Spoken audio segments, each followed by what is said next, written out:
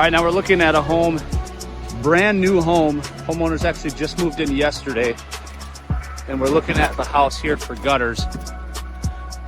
Brand new house here. They use the improper flashing on the roof edge, and that's left the sheeting underneath here exposed.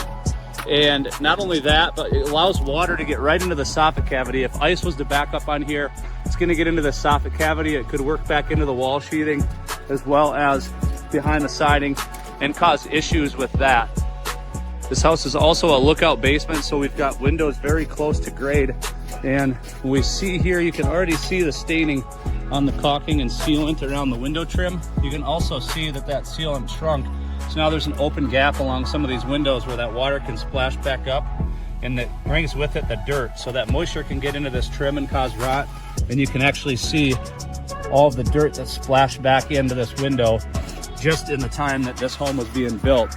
So that's something that could easily cause not only operational issues, but damages to the window and the components in there and cause that to fail.